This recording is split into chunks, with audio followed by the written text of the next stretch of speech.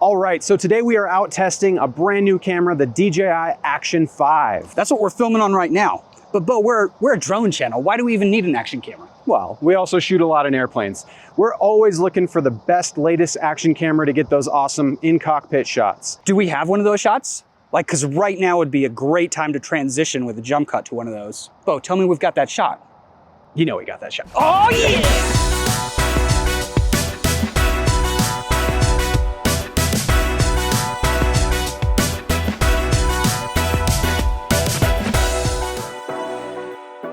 There are a ton of new specs to talk about with this camera, and we'll get into that later. But for now, let's do a little comparison with some of our other action cameras. We've got 4 screens going right now on this. Yeah, right now we've got the Action 4, the GoPro Hero 11 Black, the Insta360 Ace Pro, and of course the Action 5. Right now we're in some kind of bright sunny conditions, but also going in and out of some shade, which should give us a good demonstration, a little bit of this dynamic range. The dynamic range on the Action 5, we've already seen it through some of our other testing, is looking pretty good. Yeah. Really holds on to those highlights and shadows in some relatively extreme conditions. And I do like that we can see it on the screen right now. We can see our framing, we can see how it's doing.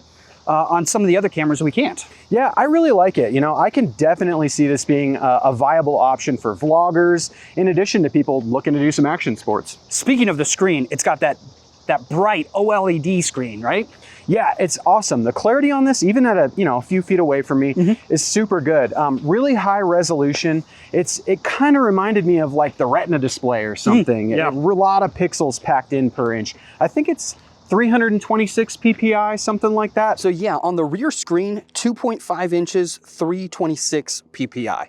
On the front screen, a little bit smaller, 1.46 inches with 331 PPI. Also have the audio meters right here visible on the screen as we're walking. We can see we're getting a good signal. Another great plus for me. You know, the other thing with this screen on the front, which is nice, it will go to sleep. And when it goes to sleep, then you can't see the footage in the frame, right? But what it does do is it has a little red reading of the time that you're actually recording. So you can see that it's still recording. You can see how long you've been recording. I do like that. And then if you go up and touch the screen, you can wake it up and see the footage again too.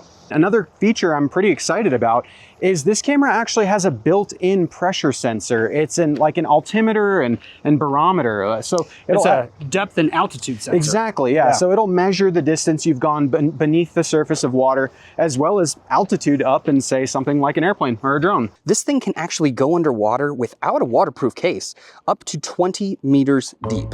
Hey, what are you doing? Waterproof test. It's one of the features. It goes up to 20 meters, which I think is pretty impressive, but we got to test it, you know?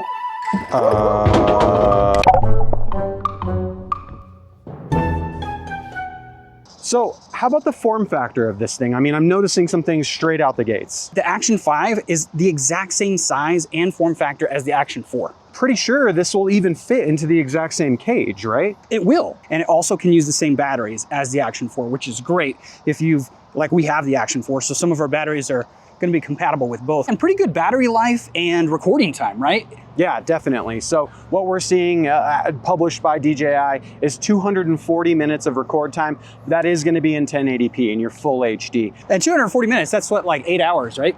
Almost, Ben, almost. 4 hours. 4 hours. I can't do math and walk at the same time. Another cool feature that I really like, you can link these DJI Mic 2s, which we're talking into right now, directly into the camera. So it's actually embedded into the video, right? Yeah, I'm super excited about this feature as well. If we want to go out, have a conversation like we are now, it's super easy to pair 2 mics up in the DJI ecosystem, and it just works. I've been very happy with it so far. Even without these DJI mics, I think the audio from the Action 5 is still pretty good. We're recording onto the internal audio in the Action 5 right now, right? Yeah, absolutely, I agree. You know, if you have access to some DJI mics or anything like that, I would say go ahead and use them if you need to, you know what I mean? But in a pinch, or if you just don't have them, I think you're still gonna get some good passable audio from the internal mic in the camera. We're switching between the audio right now. I don't know which audio we're on right now because we're still in production. We're not in post-production yet, Bo. Yeah, I've had some time with the other Action cameras to see how their internal mics perform. So I'm definitely curious to see the comparison between the mics. And we've got some cicadas in the background. I'm curious to see if it is picking those up. They're a little bit further away, but we've heard them. They're getting a little louder. What does that sound like? So we're at the park. There's a really cool little bicycle pump track over there, kind of BMX style, right? We see some bikers over there.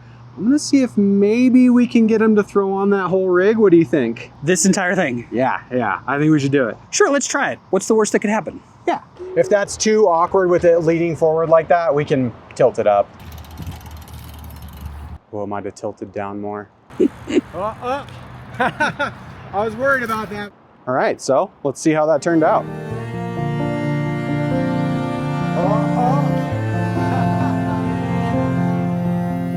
So let's talk about the lens and the camera in this thing, which is pretty impressive. I've been liking it so far. Definitely. So same size sensor as the Action 4. It's a 1/1.3 inch CMOS sensor. Really cool though, because it seems like there's some dramatic improvements in terms of dynamic range and of course in low light performance. I mean, I'm seeing a pretty big difference in some of this test footage. It's a noticeable difference on the front facing screen here. Can definitely still make us out in the frame. And this is only in standard because there's another mode that we can turn on to make this even better. Right, so this camera actually has a new low light mode specific for, you know, your nighttime shots. Now, what I've gathered in your blue hour and something like that, it's really gonna excel. Once you get into full on nighttime dark conditions, you know, it's still gonna struggle, but that's to be expected.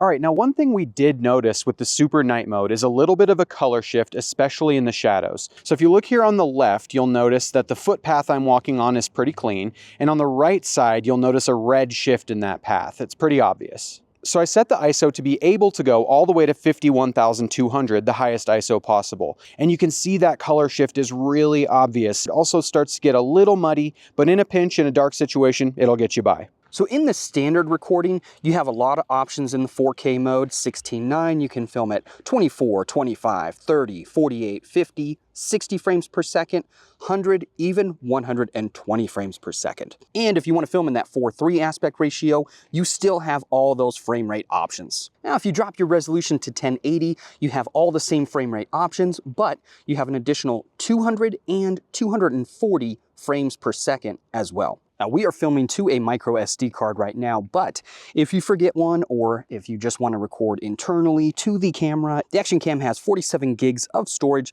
that you can record to internally. All right, so what we're gonna try now is the subject centering and tracking feature. So I'm gonna tap down here in the bottom left corner, swipe this way, we got subject tracking. You are gonna be limited to 2.7K from 1080p up to 2.7K, and you've got 16:9 and 9:16 options in there. For now, we're gonna select 2.7K, 16:9, and from 24 frames per second on up to 60 frames per second. So let's take a look at what this feature actually does. Now you can see on the back of the screen here, we've got a really wide 155-degree field of view. But we'll see that smaller gray box inside that field of view that's moving around to sort of dynamically reframe our subject without needing a gimbal or anything like that. So you'll notice there's a green box around Ben there, and that's showing that we are tracking the subject, and it's going to reframe according to where that subject is. So on the back of the screen here, you can see that there's a rock in the bottom right corner, and it's actually not in the shot if you look at the footage from the Action 5. But as Ben walks back towards that rock, let's give it a second here, it'll actually reframe, and now we can see that rock in the shot on the Action 5. Pretty cool. So overall, we've been really impressed, really happy with the picture quality, the image quality, and the video we've been able to take here with the Action. And to take advantage of the best color, the best image quality that we can, we have been filming in this 10-bit D-Log M color profile.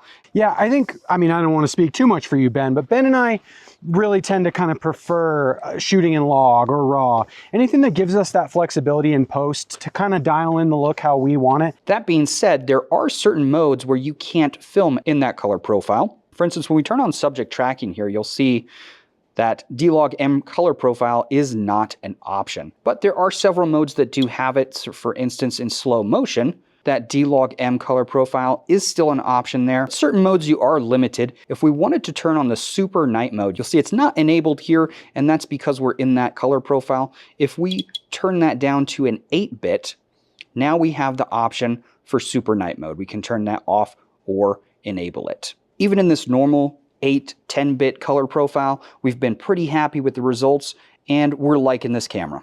So yeah, a lot of great features on this. I know we're gonna get some good use out of this camera, whether it's in the airplane or whether it's on a drone, and the camera quality is great. Yeah, definitely. I'm super excited to see how it stacks up more against the other cameras we have. All around great camera. Well, how do we end this video? Like this.